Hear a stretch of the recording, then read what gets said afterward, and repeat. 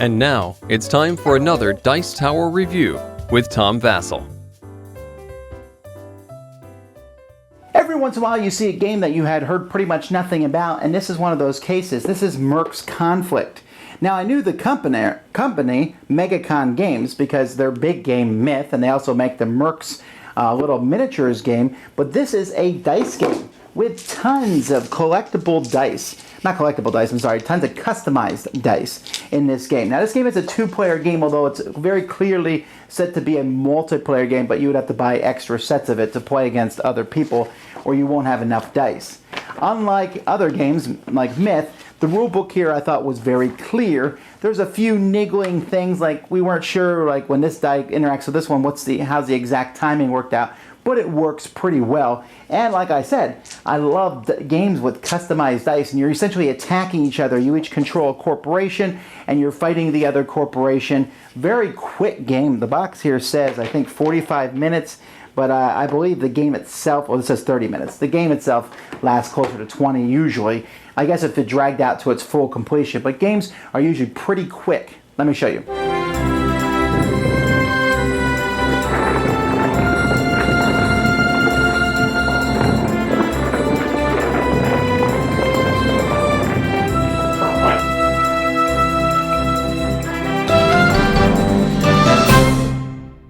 Each player is going to get a board that shows what faction they are. This is EU Incorporated.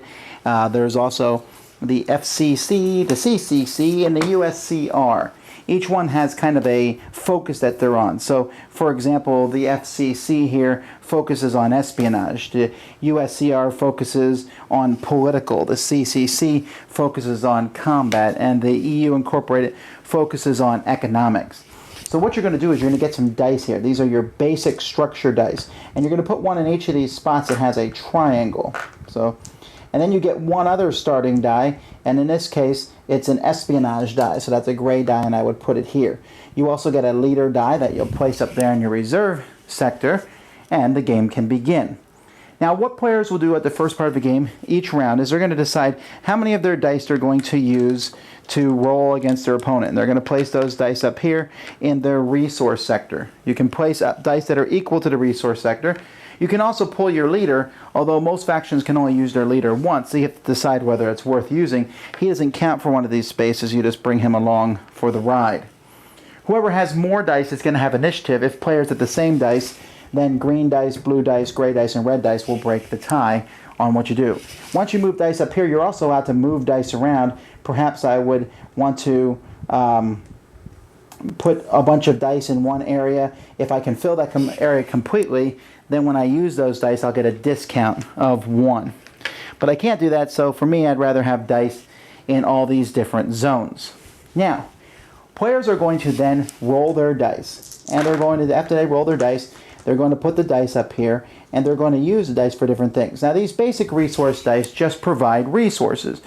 This is kind of like money that you can spend to activate other dice. You can see here I rolled 3 ones, so I have 3 to spend. Each other die, here, take a look, you can see this die up here in the corner here has a little 2 on it, and those dice are used for different things. So let's talk a little bit about what the dice do. There is fortunately a little sheet here that comes for each of the different kinds of dice that tell you the different actions. I wish they had included 2 of them so that each player could pass these back and forth. The economic dice is a useful die because this die has a 3 on it, which is better than the regular dice, which go up to 1 and 2. And by the way, you can just buy dice as an action. It costs 4 to buy a die of any color, or 3 if you want to change a die that you have to a different color. Not a yellow one, but one of the other colors. Economic dice also have a finance side to them, this side here, which basically lets you activate another die for free. They have a blackmail die, which lets you stick that side in the reserve, and later on, it costs 2 to put it in reserve. Later on, you can activate it when someone else does a die, and you can cancel their die. And then there's a leverage side. When you roll the leverage side on the economic, you're going to look at the sheet of each person, and they have a leverage ability. Here, that's worth 4 resources. So for the EU, rolling the leverage is really good money-wise, while the USCR, their leverage ability you can turn a political die to any face in it. So these leverage abilities are pretty cool, and they have a way to differentiate between the different factions. Now, when it comes to the political dice have 4 different sides on them that players might possibly roll. And so you can see first here, the reparations here. This can make, when someone attacks you with an attack die, you can put this in reserve and make them pay 2 more resources. Legislation lets you lock a location. There's different locations over here, and there are lock tokens that you can put on that. And a player cannot use dice from that location until the lock token is removed. And then we also have influence here, where you can use someone else's ability that they have in their zone. Or red type, this is one of the most expensive dice. It costs 5. You can steal a die that your opponent used and put it in your own spent pool of dice that you used. Each player has a spent pool, which is here below this 6, and as you use dice, you'll place them under there to show that they've been used. Then we have the espionage dice, which are really wicked and cruel. You can basically just get rid of a die on their sheet and send it to their spent pool. Here you can choose one in their corporate sector, one that they're not using, and send it to the spent pool. The assassinate kills any die on the board. And this incite one lets you use your opponent's resource dice to pay for an action, which is really nice. Thanks. And then the red dice are attacks. You'll notice that there's 2 different attack. This one's free, this one costs 1.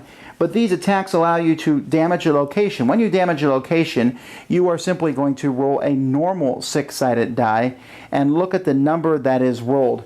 And if there is a die in that section, then you've shot that die. And if there's no dice in that section, then you'll put a lock token there. A lock token means you can't put dice back in this. The only way to get rid of a lock token is to get rid of one of your own dice to remove a lock token. If your spent pool gets a lock token on it, these dice aren't going to be able to come out and help you. Other things, collateral damage here. If this coupled with another die, you get another random location that hits everybody. This one here is a surgical strike. You can pick 2 locations and attack them. And then this one here activates your MERCS special ability. Each player has a MERCS special ability here. You can use it as a strike. For 3 extra resources, you can do collateral damage. The USCR's MERC thing here.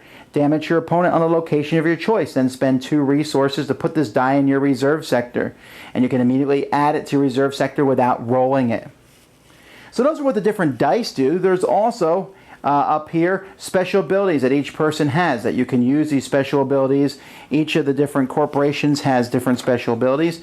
And then, as I said, you have a leader die, and you can roll this when you want to, and each leader die has a bunch of unique things. For example, this castle here lets you turn any die to a face of your choice.